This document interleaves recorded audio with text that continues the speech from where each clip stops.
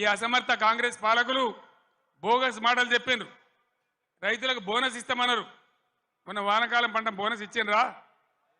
ఇప్పుడు యాసంగి గురించి ఇస్తామని చెప్తున్నారా? అంటే బోనస్ బోగస్ అయిపోయింది. ఈ విధంగా అనేక విషయాలలో పదవికి ఇప్పుడే వచ్చినాం కదా, ఇప్పుడే అబద్ధం ఆడితే ఎట్లా అనే ఇది కూడా లేకుండా అడ్డగోలుగా మాట్లాడుకుంటూ, నానా బూతులు మాట్లాడుకుంటూ, ఒకటే రకంగా కేసీఆర్ మీద ఏడ్చుకుంటూ వాళ్ళు పనిచేస్తూ ఉన్నారు. మీరు చూస్తూ ఉన్నారు. కాళేశ్వరం ప్రాజెక్ట్, దానిలో మేడిగడ్డ బ్యారేజు 100 కాంపోనెంట్లలో అదొక చిన్న కాంపోనెంట్. దాంట్లో కొంచెం ఇసుక జారి 2 పిల్లర్లు కుంగినాయి. అదేందో ప్రళయం బద్దలైనట్టు, దేశమే కొట్టుకపోయినట్టు. నేను 2-3 రోజుల తర్వాత టీవీలో కూర్చుంటున్నా, ప్రతి ఇంటికి చేరుకొని చెప్తా కాళేశ్వరం సంగతి ఏందో, ఎందుకు కట్టినమో. కాళేశ్వరం పుణ్యమే కదా, ఎంత బ్రహ్మాండంగా ఈ జిల్లాలో నీళ్ళు వచ్చినాయి. ఏ విధంగా మిడ్ మానేరు ఎల్ఎండి నిండి ఉంటుండే, ఏ విధంగా చెరువులు చెక్ డ్యాములు మత్తళ్ళు దుంకుతుండే. చాలా దుఃఖం కలుగుతూ ఉంది మనసుకు. నా కండ్ల ముందే ఇంత తొందరలోనే ఈ కరెంటు మాయం కావడం, రైతులు కళ్ళలో నీళ్లు పెట్టుకోవడం, సోషల్ మీడియాలో చూస్తూ ఉంటే అనేక చోట్ల రైతులు పొలాలు కాలబెడతా ఉన్నారు, గొర్రెలను మేపుతా ఉన్నారు, గొడ్లను మేపుతా ఉన్నారు. వాళ్ళు అట్లా నాశనం అవుతుంటే కూడా నేను పేగులు మెడలేసుకుంటా, పండవేటి తొక్త డైలాగులే తప్ప, రైతు సోదరులారా భయపడకండి. ఒకనాడు ఇదే ఎస్ఆర్ఎస్పీకి నీళ్ళు తక్కువ పడితే సింగూరు డ్యాంలో ఉంటే అక్కడి నుంచి తెచ్చి వరంగల్ దాకా ఇచ్చి కూడా పంటలు కాపాడిన సిఆర్ గారు నా పక్కనే ఉన్నారు. ప్రభుత్వం అంటే అట్లా ఉండాలి, దమ్ము ఉండాలి, ధైర్యం ఉండాలి, రైతాంగాన్ని కాపాడాలనే ప్రేమ ఉండాలి. ఆ ప్రేమ ఉంటే, ఆ సోయి ఉంటే ఇవాళ ఈ పరిస్థితి రాకపోవు. ఇంతసేపు కేసీఆర్ని మన బదనాం చేయొచ్చా, మేడిగడ్డ ఈ గడ్డ చెప్పి మన పనులలో ఒక పన్ను వదలవుతుంది. 32 పనులు రాలగొట్టుకుంటామా? మొత్తమే ఊడగొడతామా? ఏ పన్ను అయితే ఊగుతుందో ఆ పన్ను బాగు చేసుకుంటాం, కానీ మొత్తం పనులు అయితే రాలగొట్టుకోం కదా. ఒక 2 పిల్లర్లు, మొత్తం 300 పిల్లర్లు ఉంటాయి కాళేశ్వరంలో.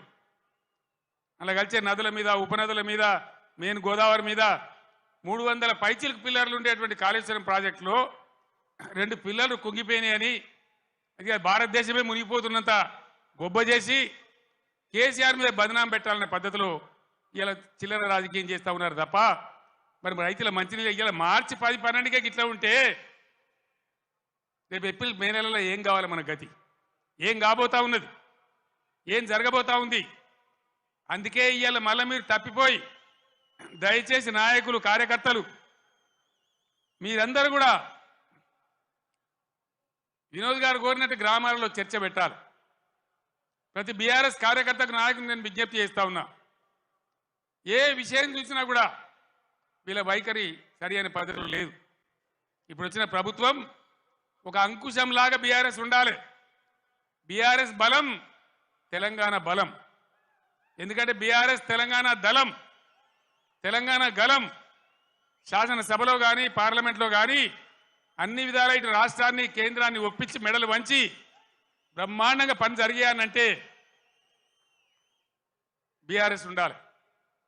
నేను మా ఎమ్మెల్యేలు వస్తే నేను చెప్పిన, వాళ్ళు గెలిచిండ్రా 3 నెలల దాకా వాళ్ళని పనిచేయనండి, 4 నెలల దాకా వాళ్ళ వ్యవహారం ఏదో చూద్దాం, మన మీద వాళ్ళకి అధికారం వచ్చిందని ఈర్ష్యపడ్డట్టు అక్కస్తో ఉండొద్దు, మనం వదిలిపెడదాం వాళ్ళను, 4 నెలల తర్వాత కార్యాచరణ మొదలు పెడదామని అన్నాం. ఒక్కటంటే ఒక్క మాట మీద ఖాయం ఉండద్దా? ఉరుకుర్రి 2 లక్షలు రుణం తెచ్చుకోండి, 9 తారీఖు నాడు నేను మాఫీ, డిసెంబర్ 9 నాడే. అందుకే ఈరోజు బీఆర్ఎస్ ఎమ్మెల్యేలు ప్రశ్నిస్తూ ఉన్నారు, బీఆర్ఎస్ నాయకులు ప్రశ్నిస్తూ ఉన్నారు. మీ అందరు నేను కోరేది ఒకటే, తెలంగాణ బలంగా ఉండాలంటే బీఆర్ఎస్ బలంగా ఉండాలి, ప్రశ్నించేవాడు ఉండాలి. తెలంగాణ సోయి ఉన్నవాడు, తెలంగాణ ఉద్యమం తెచ్చిన వాళ్ళు, పేగుల దగ్గర దాకా కొట్లాడినోళ్ళు, సావు అంచు దాకా పోయి సాగు నోట్లో తలకాయ పెట్టినోళ్ళు, వాళ్ళకు ఉంటుంది కడుపు నొప్పి తెలంగాణ గురించి. కాబట్టి నేను తెలంగాణ యావత్తు ప్రజానీకాన్ని కోరుతా ఉన్నా, నా మాటల్ని మీరు దయచేసి ఆలోచన చేయండి.